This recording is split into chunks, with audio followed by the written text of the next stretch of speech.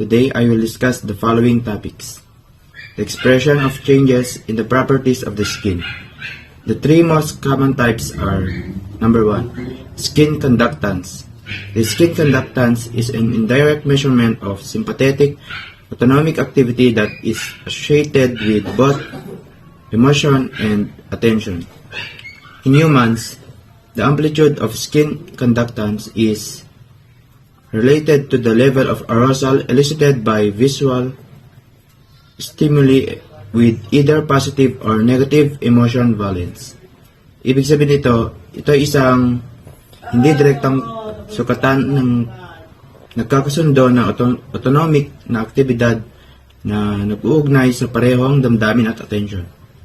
Number 2, skin resistance, related with skin conductance which changes in the presence of sweat, a fluid composed of water and ions. It is determined by passing a weak current through the measuring changes in electricity flow.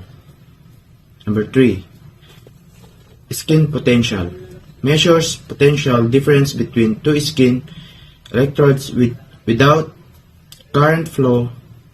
It is the endogenous potential level and response generated by the body itself. Ito naman yung sinusukat ang potential na pagkakaiba sa pagitan ng dalawang electrodes ng balat na walang kasulukuyang daloy. What constitutes reaction for EDA? Primary reaction is determined from the vertical height with a secondary consideration given to the duration or complexity of the reaction. Ito ang pangunahing reaksyon na tumutukoy mula sa patayong taas na isinasaalang-alang ang tagal o pagiging komplikado ng reaksyon. The skin has the basic functions. First, protection against injuries and parasitic invasions. This means that the skin acts like a strong shield, keeping you safe from getting hurt and stopping tiny invaders, like germs, from getting inside your body. Second, regulation of body temperature.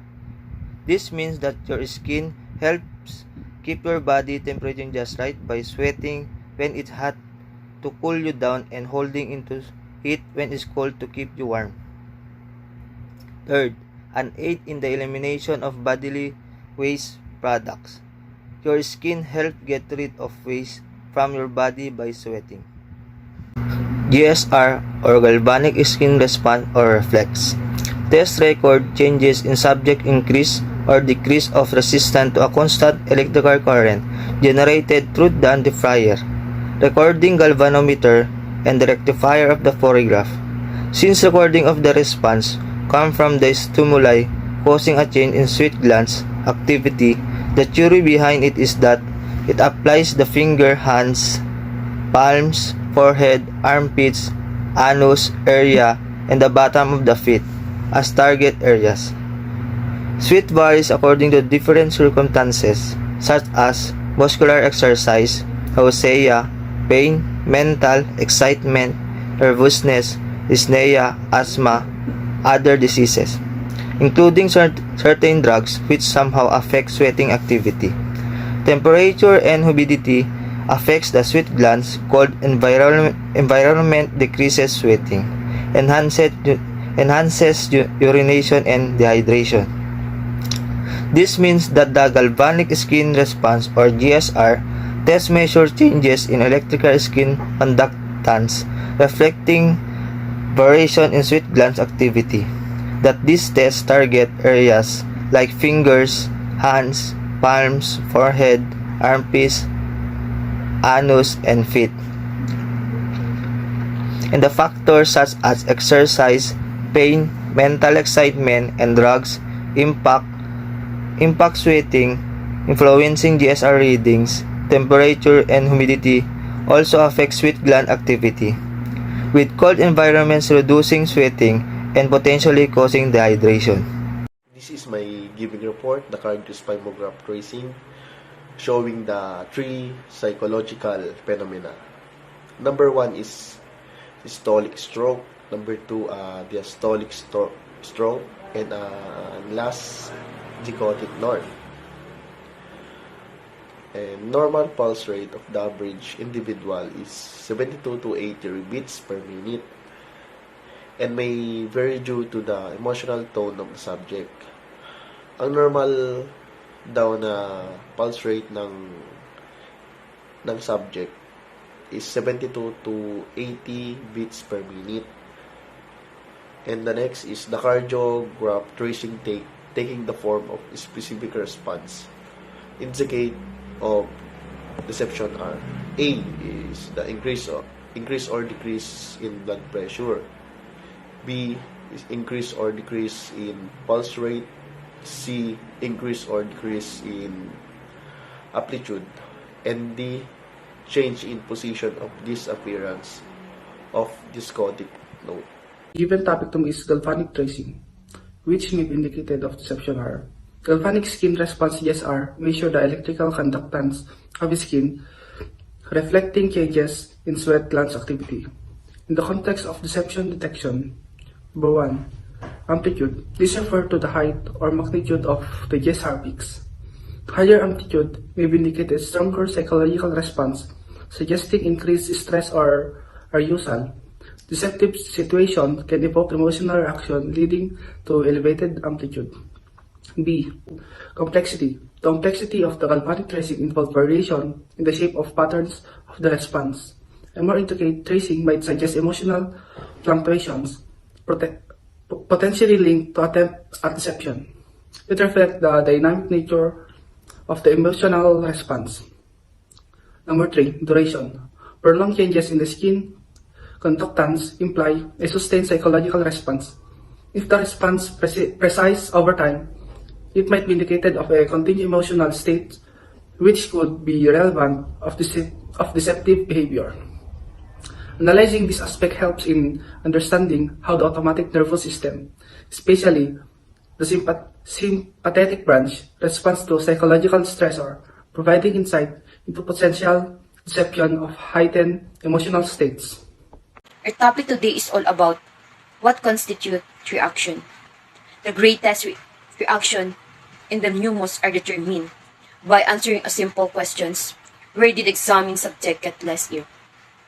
So, finding the place where the person get less ill yields the biggest responses in the respiratory system.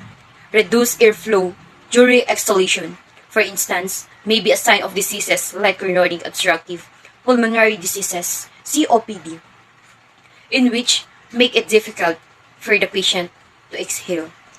This restriction causes negligible alteration in lung function tests as well as change breathing patterns.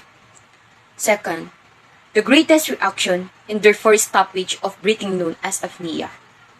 In needed apnea, a brief stoppage of breathing represent a noteworthy response in the respiratory system, like for example, frequent breathing pauses caused by sleep apnea can cause disturbed sleep pattern and possibly even health problems. Maintaining appropriate respiratory function and general health depend of diagnosis and treating apnea. This causes brief stop in breathing. The person may verify a weekend in order to start breathing again, frequently without complete awareness.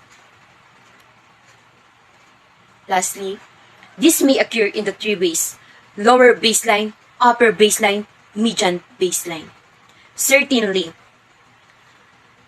let's use hypothetical values to illustrate the concept of lower baseline, upper baseline, and median baseline in the context of the respiratory parameters, specifically breathing rate, BR, during sleep.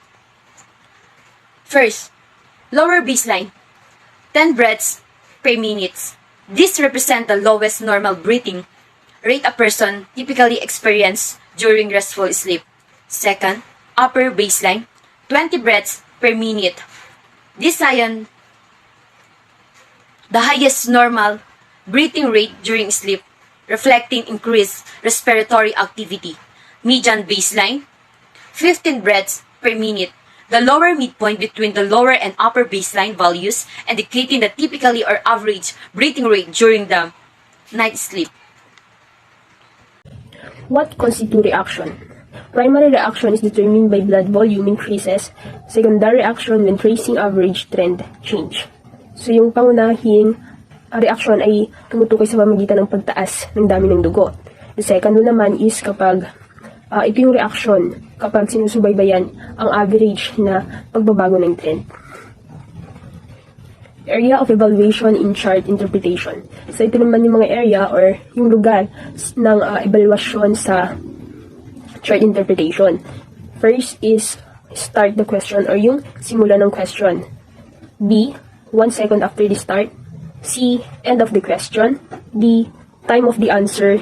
E, 5 seconds after the answer. F, 25-second interval before the next question. G, 1 second into question to 5 seconds after the answer. Is secondary consideration. As ascending escalation, suppression takes precedent over a ascending escalation if the amount of suppression is equal. So, yung tawag daw dito sa secondary consideration, ito daw ay isang pataas na pagsugpo sa escalation ay tumatagal ng precedent sa isang pababang escalation kung ang dami ng pagsugpo ay pantay lamang. So, next naman is the galvanograph tracing or electrodermal activity EDA. So, yung the galvanograph tracing is, it is normally located at the center position. When properly balanced, it takes the form of a slightly wavering line across the middle portion of the chart with a minor response to spoken stimuli. So, ito ay karaniwang matatagpuan sa gitnang posisyon. Kapag maayos na balance, ito ay nasa anyo ng isang bahagyang nag-aalinlangan na linya sa gitnang bahagi ng chart na may maliit na tugon sa salitang stimuli. Next naman is to further understand the galvanograph tracings. It requires understanding the skin or the excretory system. The skin is defined as the external covering of the body consisting essentially of the epidermis, have four layers of stratified epidermis and the corium. The anatomical composition of the epidermis have 4 layers of epithelium, while the corium is composed of connective tissue containing lymphatic nerves and nerve ending, blood vessels, sebaceous and sweat glands, and elastic fibers. So, ito daw yung higit na maunawaan ang mga tracing ng galvanograph. Nangangailangan ito ng pag-unawa sa balat or sa excretory system. So, ang balat ay tinutukoy bilang ang panlabas na takip ng katawan na mahalagang binubuo ng epidermis ay may 4 na layers ng stratified epidermis at ang corium. Ang anatomical na composition ng epidermis ay may 4 na layer ng epithelium, habang ang corium ay binubuo ng connective tissue na naglalaman ng lymphatic, nerve at nerves ending, blood vessels, sebaceous at pawis gland at nababanat sa fibers.